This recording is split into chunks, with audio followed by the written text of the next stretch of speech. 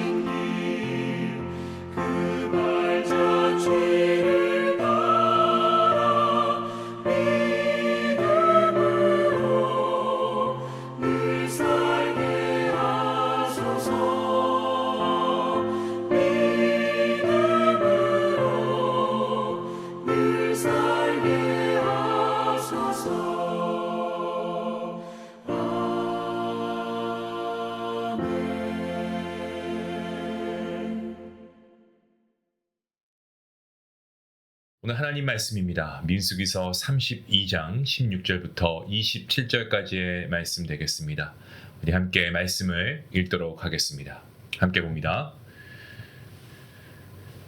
그들이 모세에게 가까이 나와 이르되 우리가 이곳에 우리 가축을 위하여 우리를 짓고 우리 어린아이들을 위하여 성읍을 건축하고 이 땅에 원주민이 있으므로 우리 어린아이들을 그 견고한 성읍에 거주하게 한 후에 우리는 무장하고 이스라엘 자손을 그곳으로 인도하기까지 그들의 앞에서 가고 이스라엘 자손이 각기 기업을 받기까지 우리 집으로 돌아오지 아니하겠사오며 우리는 요단 이쪽 곧 동쪽에서 기업을 받았사오니 그들과 함께 요단 저쪽에서는 기업을 받지 아니하겠나이다.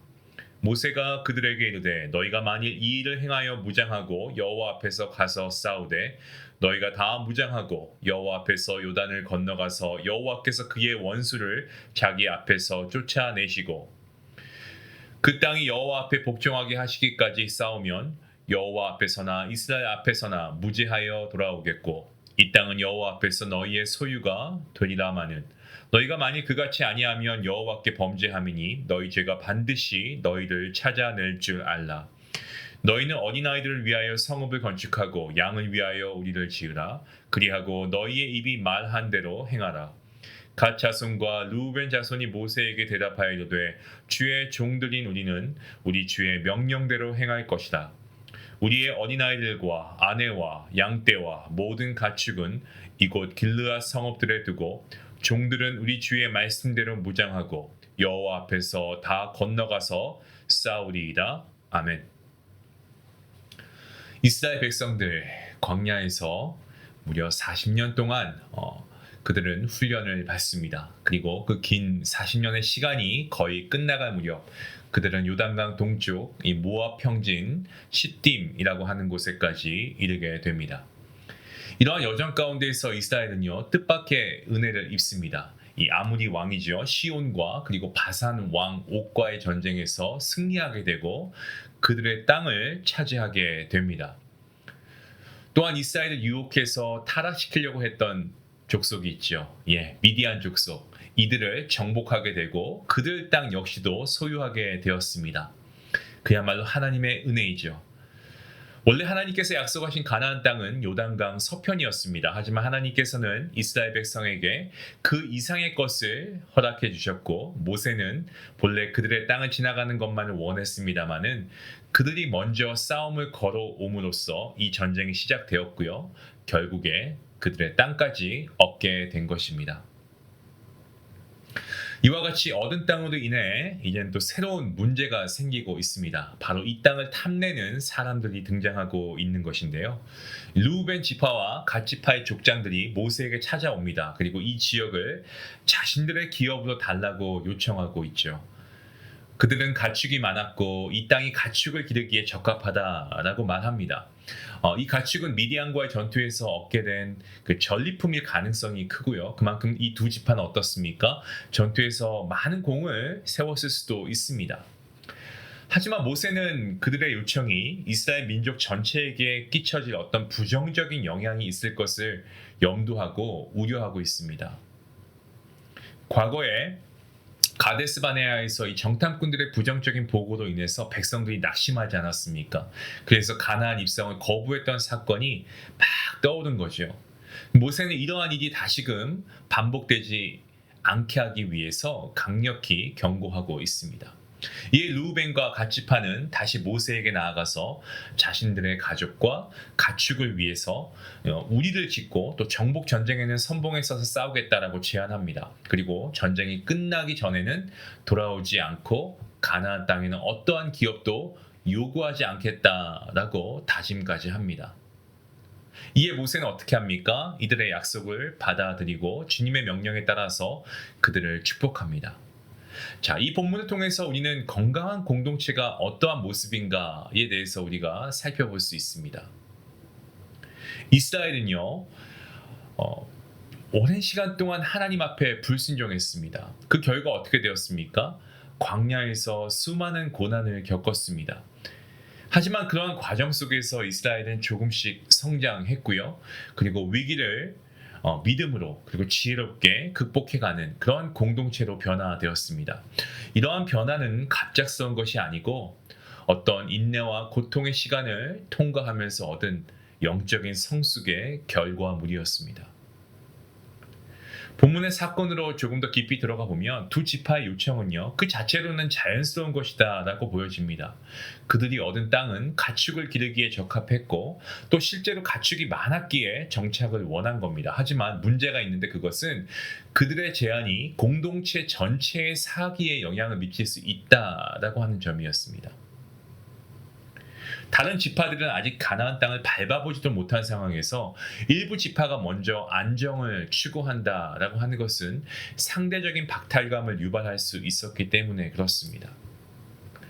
하지만 그럼에도 불구하고 열지파는 이 상황을 조용히 받아들입니다. 성경은 이들의 불평이나 반발을 기록하고 있는 부분이 없습니다. 이것은 이스라엘 공동체가 과거에 비해서 훨씬 성숙해졌다라는 것을 단면적으로 보여주고 있습니다. 그들은 모세의 판단에 맡기고 결과를 신뢰하면서 기다립니다. 이것은 사랑과 용납의 모습이고요. 이 성숙한 공동체의 특징입니다. 여러분, 건강한 공동체라고 했을 때 그것은 어떠한 것을 가리켜서 건강한 공동체라고 할까요? 몇 가지 생각해 볼 수 있겠지만 먼저 건강한 공동체는 사랑과 용납으로 문제를 수용하는 공동체가 아닐까요? 오늘 말씀을 보시면 열지파는 어떻습니까?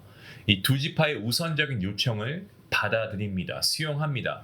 물론 상대적 불편을 감수해야 했을 겁니다. 하지만 그들은 하나님과의 약속을 바라보면서 자신의 길을 걸어갑니다. 이러한 이들의 태도가 우리에게 보여주는 모습이 우리에게는 중요한 교훈으로 남게 되죠. 공동체 안에서 누군가 먼저 어떠한 은혜를 누리게 될 때 그것을 시기한다거나 비교한다거나 이러지 않고 하나님께서 나에게도 적절한 때에 하나님의 방법으로 하나님의 시간에 은혜를 주실 것이다 라는 그 믿음을 가지고 기다릴 수 있는 자세가 필요한 것입니다. 자, 또한 두 번째로 보시면 그들은 분명한 목표를 가지고 있었죠. 하나님께서 주신 약속의 땅, 이 가나안을 향한 믿음의 눈을 가지고 있었다는 거죠. 이게 바로 건강한 공동체의 두 번째 특징입니다. 르우벤과 갓지파가 먼저 땅을 얻었습니다. 하지만 열지파는 그러한 상황 가운데서도 하나님이 주신 그들의 길을 포기하지 않았습니다. 이것은 우리가 신앙생활에서 가져야 할 중요한 믿음의 자세입니다. 다른 사람을 바라보면 상대적인 박탈감에 빠지게 될 수 있습니다.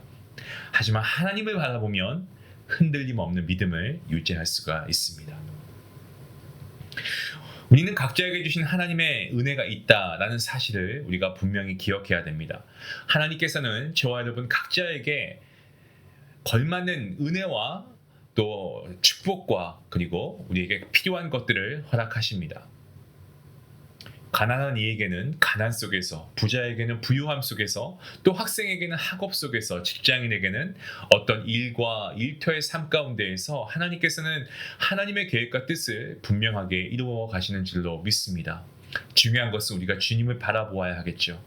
주님을 바라볼 때, 아니 주님만을 바라볼 때 다른 사람과 비교하는 것이 아니고 하나님께서 내게 주신 은혜에 감사하며 살아갈 수 있습니다. 자, 오늘 본문은요, 공동체 안에서 생길 수 있는 문제를 어떻게 해결할 수 있는지 보여줍니다.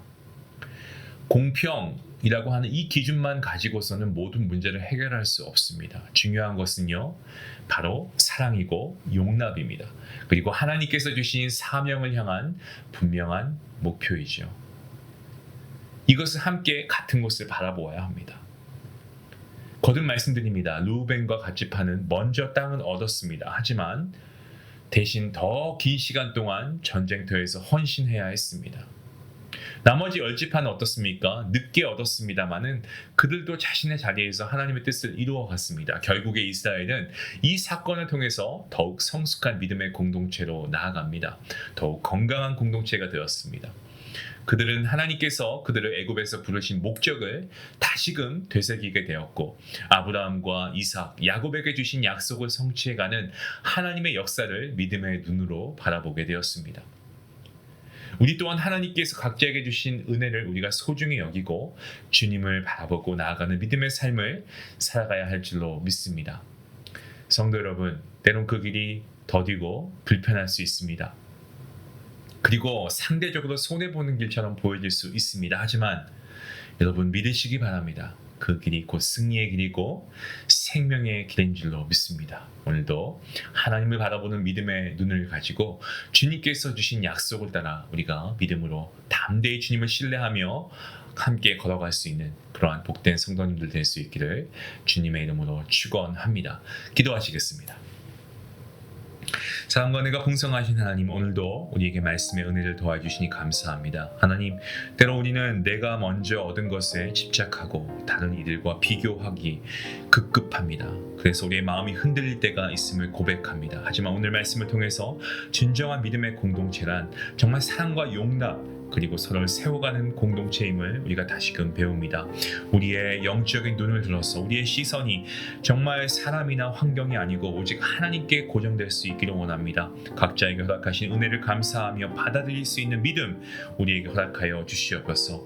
교회와 가정, 정말 우리가 속한 이 믿음의 공동체가 루벤과 갓지파를 용납한 열지파처럼 성숙함과 신뢰로 하나 되게 하시고, 무엇보다 서로를 이해하고 배려하고 아버지 사랑할 수 있는 그러한 믿음의 공동체, 우리 중앙 가족 모두가 될 수 있도록 하나님 함께하여 주시옵소서. 감사하며 예수님의 이름으로 기도하옵나이다. 아멘. 오늘 말씀을 생각하시면서 여러분, 우리가 누구를 시기하고 질투하기보다는 하나님께서 나를 향한 그 계획을 분명히 믿으시고 우리가 그들을 더 축복하고, 또 때론 우리가 이해되지 않는 부분이 있어도 우리가 그들을 이해하고 용서하고 또 용납할 수 있는 그런 믿음이 있으면 좋겠습니다. 오늘 우리가 배운 이 말씀처럼 우리가 정말 믿음의 눈으로 주님을 바라보고 주님의 약속을 믿고 담대히 걸어가는, 또 우리가 서로를 용납하고 인정하고 섬기고 사랑할 수 있는 귀한 믿음의 공동체, 또 우리 개개인 우리 성도님들 될 수 있기를 바랍니다. 우리 말씀 생각하시면서 함께 기도하시며 나아가겠습니다.